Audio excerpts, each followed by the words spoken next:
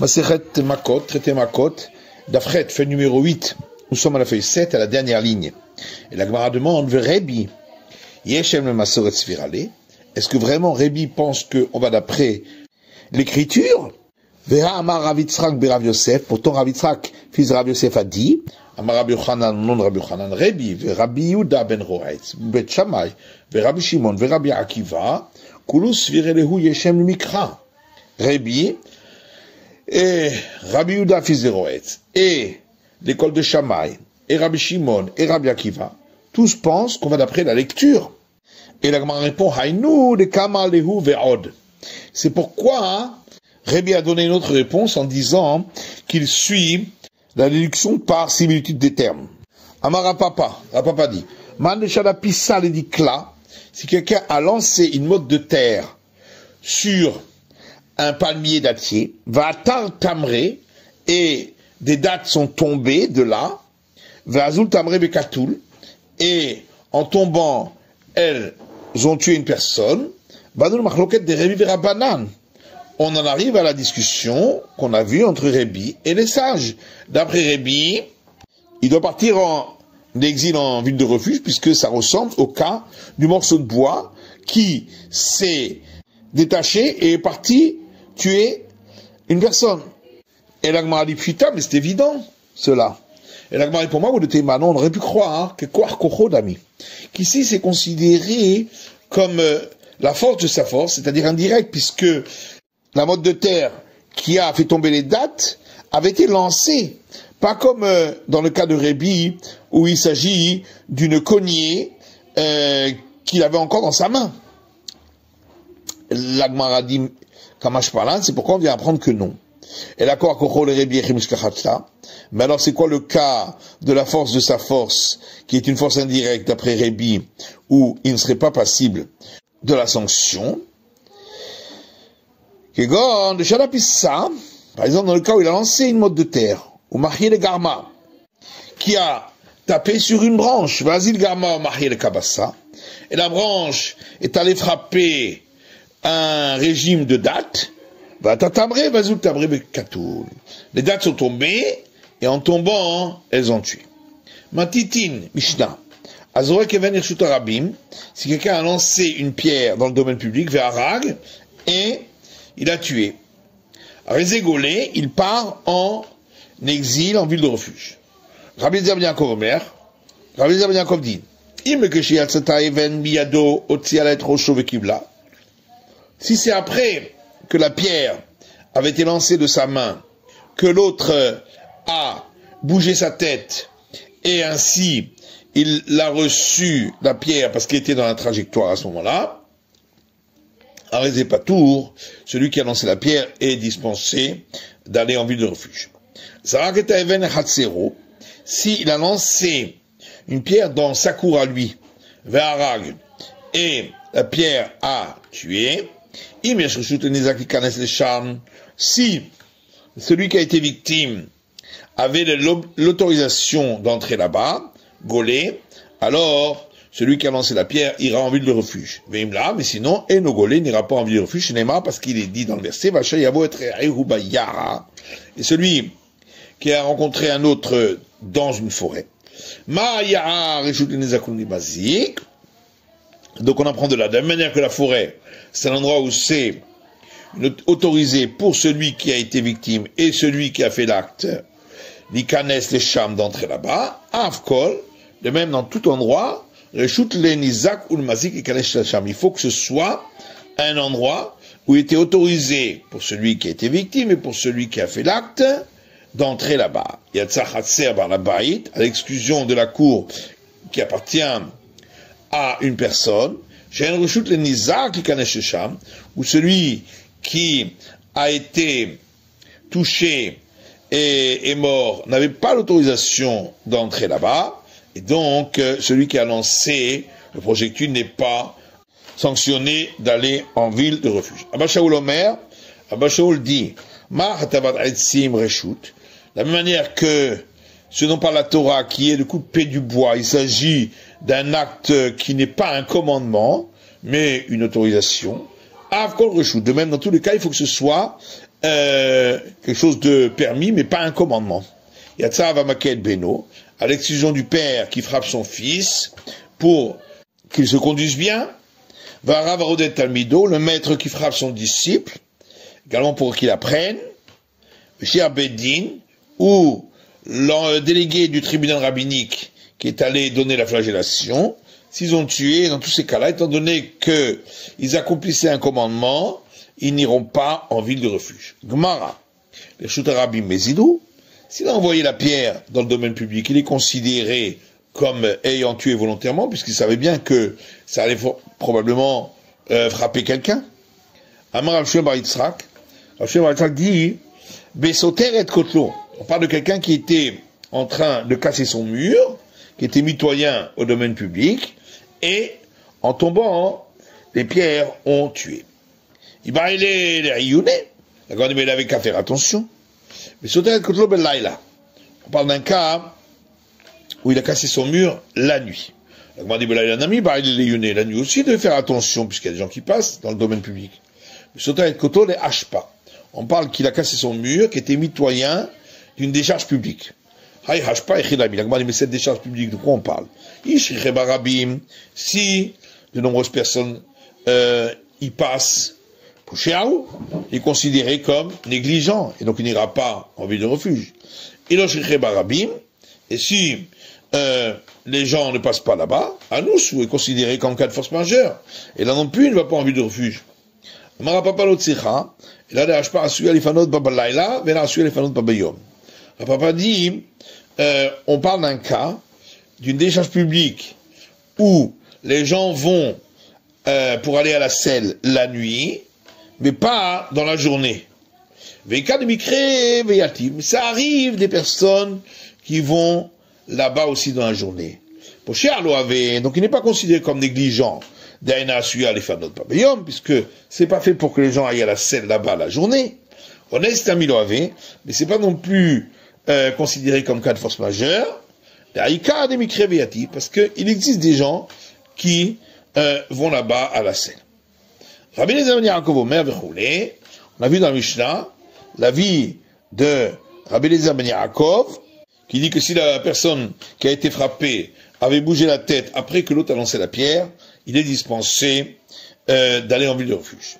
Tanou Rabbanan, ça j'enseigne dans une braïta. Ou Matza. Et il a trouvé, c'est écrit à ce sujet, Prat le Mamtsi et Atzmo. On est sur le cas de celui qui s'est fait trouver en bougeant la tête et s'est retrouvé sur la trajectoire. Mais Kanama Rabbi Eliezer ben Yaakov, et de là Rabbi Eliezer ben Yaakov dit, mais si après qu'il avait lancé la pierre de sa main, l'autre a bougé la tête et s'est retrouvé sur la trajectoire, et il a reçu la pierre, il est mort, eh bien celui qui a lancé est dispensé d'aller en ville de refuge. Le même rat de Matzah Me'aikara Mashma. Alors ça veut dire que quand la Torah dit, et il a trouvé, ça veut dire que il était déjà là auparavant. Au Minéhi, on objecte à partir d'une braïta qui dit, concernant celui qui a vendu un bien et qui à présent a de l'argent pour le racheter, ou Matzah, il a trouvé de quoi le racheter, prat le Matsouy. C'est pour être sur le cas où il l'avait déjà auparavant. C'est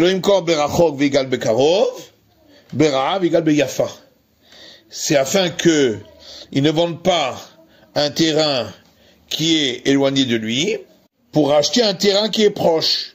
Et de ne pas vendre un terrain de mauvaise qualité pour racheter un terrain de bonne qualité. Donc on voit qu'ici, quand c'est écrit, il a trouvé, c'est que c'était pas là auparavant. Amarava, Rava répond, ici, on a expliqué selon le contexte, et là-bas aussi selon le contexte. Là-bas, selon le contexte,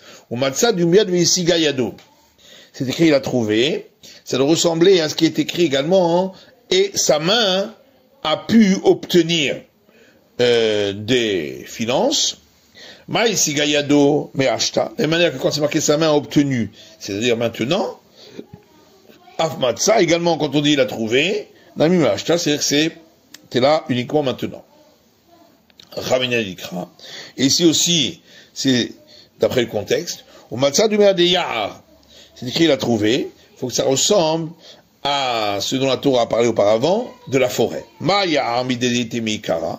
De la même manière que la forêt, ça existait déjà depuis avant. Afumatzan ami midedite mikara. Également, quand la Torah a dit et l'a trouvé, il s'agit aussi de quelqu'un qui était déjà là auparavant. On a vu dans la Mishnah, Azorek et Even, celui qui a lâché une pierre et qui a tué, Verhoulé, etc. Amalé Omer Rabanan le Rava, un des sages a dit à Rava, Mimaï le Mechativat Aitzim des Reshut. D'où sait-on, d'après Abba Shaul, qu'on déduit du fait que la Torah a parlé de couper du bois, qui n'est pas un commandement, qu'on parle uniquement dans le cas où il n'était pas en train d'accomplir un commandement. Dilma Mechativat Aitzim de Souka. Peut-être qu'on parle de couper du bois pour construire la cabane, de la fête des cabanes, ou Mechativat Aitzim de Ma'aracha, ou de couper du bois pour avoir du bois pour le bûcher qui est sur l'autel du temple. Et dans tous ces cas-là, c'est un commandement, et malgré tout, la Torah a dit que s'il a tué involontairement avec cela, il devra aller en exil, en ville de refuge. Amarle, il lui a répondu, Kevan de immatza hatuv lav mitzvah, étant donné que s'il avait déjà trouvé du bois à couper, il n'aurait pas de commandement de le couper spécialement. Ashtanami lav mitzvah. Donc maintenant, même s'il coupe, c'est pas considéré comme un commandement. Et tu vois, Ravina les Rava. Ravina a objecté à Rava, à partir de notre Mishnah qui dit, Atsa'a vamake el beno, on exclut le cas du père qui frappe son fils, Vara varodet talmido, ou du maître qui frappe son disciple, Vesher Bedin, ou du délégué du tribunal rabbinique pour donner la sanction de la flagellation. Dans tous ces cas-là, s'ils ont tué en frappant, ils n'auront pas à aller en exil en ville de refuge. Les makevandei lugamir la mitzvah, ashtanami la mitzvah. Pourquoi ne dirait-on pas qu'étant donné que si le fils ou l'élève étudiait, il n'y aurait pas l'obligation de le frapper. Donc, dans le cas ici aussi, ça ne s'appelle pas une obligation. Et donc, c'est pas un commandement. La Gemara répond à Ta'amafagat degamir mitzvah. Là-bas, même s'il apprend, il y a quand même un commandement de le frapper. Dirtiv, parce qu'il est écrit dans les proverbes, Yaser bincha veyanichecha, frappe ton fils, et il te donnera du bonheur, veitel ma'adanim nafshecha, et il donnera des plats doux pour ta personne. Adar amarava, la mutaïd amri. Ensuite, Rava a dit, ce que j'ai répondu n'est pas juste. Puisque dans le verset il est écrit, et celui qui viendra vers son prochain dans une forêt, et on apprend de là-bas, que il faut que ce soit comme la forêt, ou s'il voulait, il pouvait y rentrer, ou s'il voulait, il n'était pas obligé d'y rentrer. Mais c'est un mitzvah. Or, si tu dis qu'on inclut également ce type de commandement, Misaga de la Haïl, est-ce qu'il aurait pu se passer d'entrer dans la forêt? Donc forcément, ces cas-là sont aussi exclus. Quand les Khadiki va cher d'Ibae ou, là-dessus, Ravala Barava demande à Rava. Chaque fois qu'il est écrit dans le verset, lorsque, ça veut dire que s'il veut, il le fait, s'il veut pas, il n'est pas obligé. Et la me'ata, mais alors à ce moment-là, voilà un verset où il est écrit Ve'ish shaitma velo itrata. Et un homme, lorsqu'il sera devenu impur, et il ne se sera pas purifié, ibae mitma, ibae lo mitma. Est-ce que on parle uniquement dans un cas où s'il voulait, il se rendait impur, et s'il voulait, il ne se rendait pas impur? Met mitzvah de lo sagid de lo mitamia, achinami de patour. Est-ce que dans le cas où il y avait un mort, où c'était une obligation de l'enterrer parce qu'il n'y avait personne pour l'enterrer, où là il ne pouvait pas éviter de se rendre impur, est-ce que vraiment s'il était entré ensuite dans le temple, il aurait été dispensé de la sanction?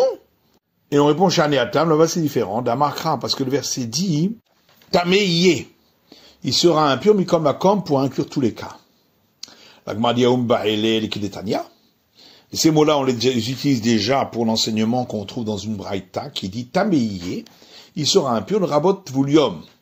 C'est pour inclure celui qui avait été impur et qui s'était purifié, mais le jour ne s'était pas encore écoulé, la nuit n'était pas encore venue, il n'a pas le droit lui aussi d'entrer dans le temple.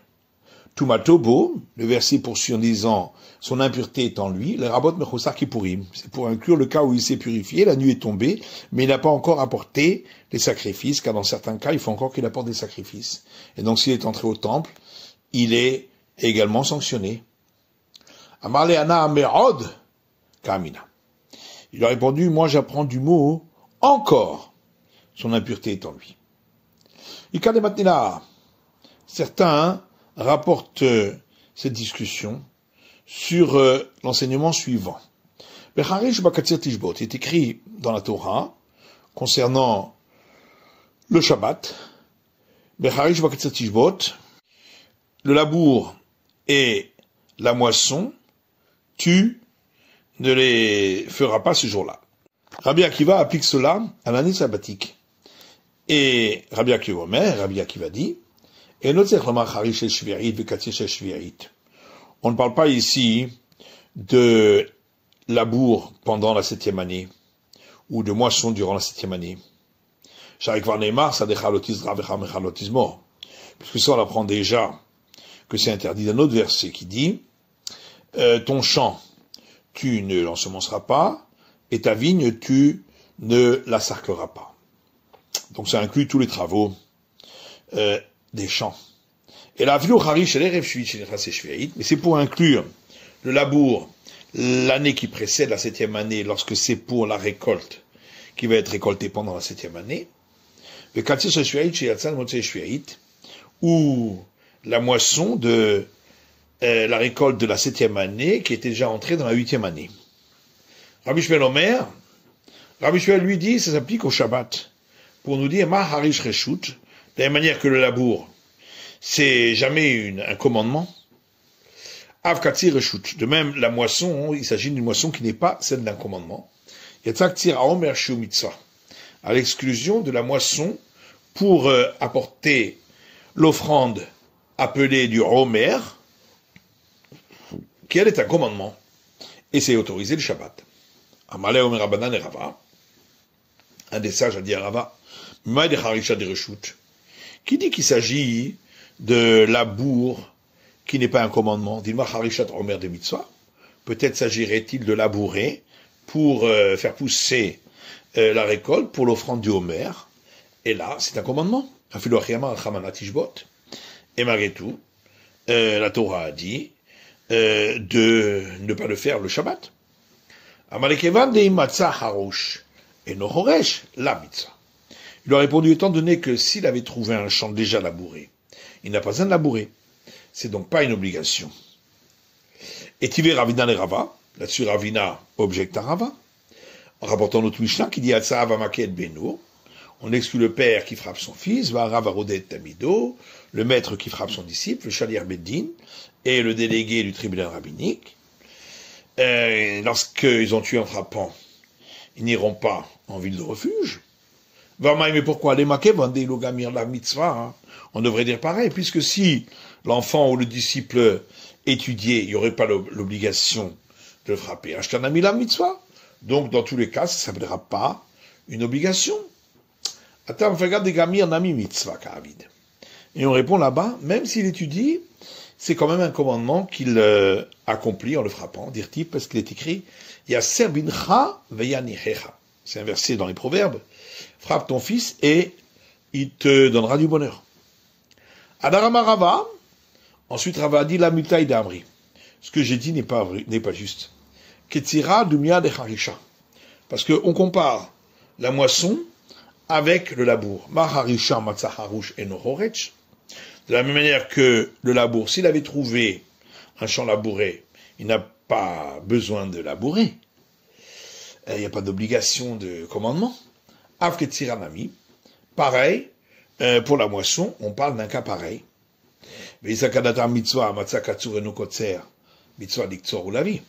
Or, s'il s'agit d'un commandement, Est-ce que s'il a trouvé moissonné, il n'a pas d'obligation de moissonner?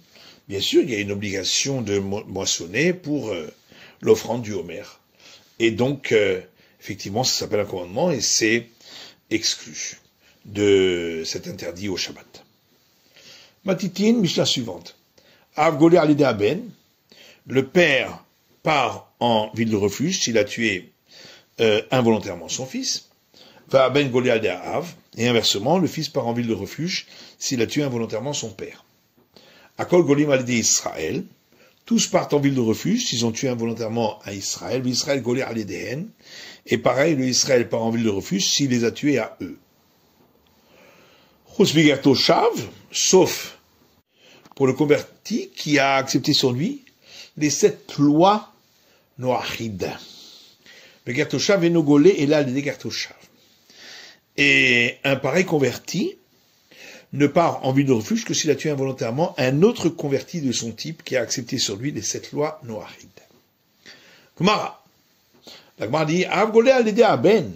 C'est donc écrit dans la Mishnah que le père part en ville de refuge s'il a tué involontairement son fils. Marta Yatsa Avameket Beno.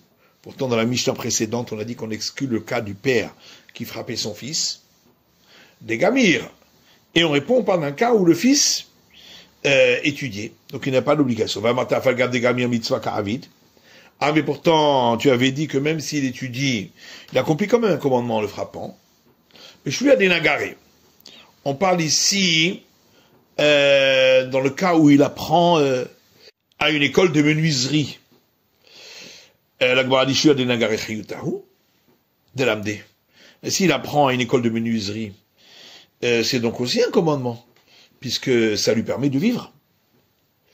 Des gamir umta haritiv. Et on répond par un cas où il avait déjà une autre formation, et donc ce qu'il apprend n'est pas absolument nécessaire pour vivre. On a vu dans la Mishnah que le fils part en ville de refuge s'il a tué involontairement son père, etc. Au Minehu, alors on objecte à partir d'une braïta qui rapporte le verset au Maké Nefesh, un homme qui frappe une personne, prat les Maké aviv. On exclut le fils qui a frappé son père. Amar Rav Kana répond l'okashia. C'est pas une question, à Rabbi Shimon va Rabbanan. Un enseignement c'est celui de Rabbi Shimon et l'autre c'est celui des sages.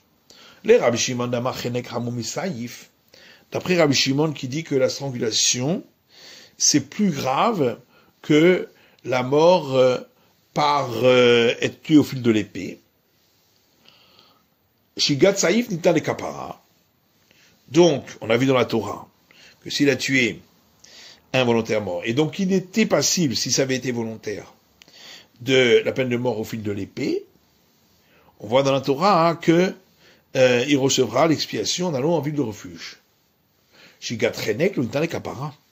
De là, on en déduit que si la faute qu'il avait faite lui entraînait la peine de mort par strangulation, comme le fils qui a tué son père, et puisqu'on donne la peine de mort la plus grave, c'est donc la strangulation, ça, c'est pas apte à recevoir une expiation par la ville de refuge. Et c'est pourquoi il ne partira pas en ville de refuge.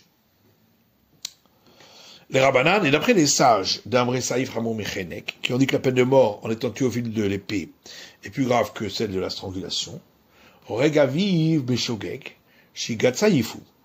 Celui qui a tué son père involontairement, c'est donc une faute involontaire, pour laquelle si ça avait été fait volontairement, il aurait reçu la peine de mort par être passé au fil de l'épée, puisque c'est ça la peine de mort la plus grave. Mais Shigat Saïd n'est pas kapara. Or, ce type de peine de mort, on a vu dans le verset que il reçoit expiation en allant en ville de refuge. C'est pourquoi il ira en ville de refuge. Rav a dit que la Braïta est venue nous apprendre qu'on exclut le cas de celui qui a blessé son père en lui faisant couler du sang, involontairement, qui n'ira pas en ville de refuge. C'est ça qu'on a ramené de Mézid, Barketalahu, parce que j'aurais pu croire qu'étant donné que si ça avait été fait volontairement, il serait passible de mort. Mais Shogeg l'a mis l'iglé. Donc si ça avait été fait involontairement, il devrait aller en ville de refuge. Kamash par là, on vient apprendre que non. Akol Golim al Israël vechoulé. On a dit dans le Mishnah, tous partent en ville de refuge s'ils ont tué involontairement Israël, et inversement. Akol Golim al Israël a tout imai. Quand on a dit tous partent en ville de refuge s'ils ont tué Israël, ça vient inclure quoi? Les tuyés Eved Vekouti. Ça vient inclure l'esclave cananéen et le descendant du peuple des Koutis, qui s'étaient convertis, mais ils ont continué à mal se conduire. Tanina Léa de Tanourabana. Et dans le Mishnah, on a donc enseigné un enseignement qu'on voit par ailleurs dans une braïta qui dit Eved Vekouti Golé, un esclave et un descendant du peuple des Koutis, part en ville de refuge, véloqué, et reçoit également la flagellation à l'aide d'Israël, si il a fauté envers un Israël. Israël golé véloqué al découti et Eved. Et inversement, Israël partira en ville de refuge et recevra flagellation s'il a fauté envers un descendant du peuple de Kouti ou un esclave cananéen. Alors on comprend, quand on a dit que l'esclave cananéen est descendant du peuple de Kouti, part en ville de refuge si il s'attaquait à Israël, ou également il recevra la flagellation, donc partir en ville de refuge c'est s'il l'a tué involontairement, et reçoit la flagellation s'il l'a maudit. Et là, Israël golé bloqué à dire Kouti, mais comment va-t-on expliquer que l'Israël part en ville de refuge ou reçoit la flagellation à cause d'un Kouti? Mishtama golé, on comprend qu'il part en ville de refuge des Katlé s'il l'a tué involontairement. Et là, loké amai, mais reçoit la flagellation pourquoi? Des latiers, parce qu'il l'a maudit. Or, il est écrit dans le verset, et un prince de ton peuple, tu ne maudiras pas. De là, on apprend que l'interdiction de maudire, c'est seulement s'il se conduit comme un homme de ton peuple, donc correctement, donc à l'exclusion du descendant de Kouti. Et là, Marabachabar Yaakov. C'est pourquoi Marabachabar Yaakov dit que on parle d'un cas où il a témoigné contre lui et il a été réfuté. Il reçoit, dans certains cas, la flagellation. Les Kategabévet Sheidbo Veuzam. Mais alors à ce moment-là, il faudrait dire pareil pour l'esclave cananéen, qu'il a témoigné contre quelqu'un et qu'il a été réfuté. Il va être barré de tout. Mais est-ce que l'esclave cananéen peut témoigner? Et là, Marabachabar de Ravika. C'est pourquoi Marabachabar de Ravika dit, Rabbenaskinan, ici de quoi parlons-nous? Que Gon Shei Kahu Aka, dans le cas où il a frappé un coup chez En Boshave Pruta, où le dommage vaut moins que la valeur d'une Pruta. La Maravami Amar Rabbi Yochanan, car Ravami a dit au nom de Rabbi Yochanan, Ika ou Aka chez En Boshave Pruta, s'il a frappé un coup dont le dommage vaut moins que la valeur d'une Pruta, loqué, il reçoit la flagellation. Et on ne fait pas de parallèle entre frapper et maudire. C'est pourquoi même si celui qui l'a frappé c'était un descendant des Koutis, il recevra flagellation, bien que l'autre ne se conduit pas comme il faut. C'est la fin de l'étude du Daf Red de la feuille numéro 8.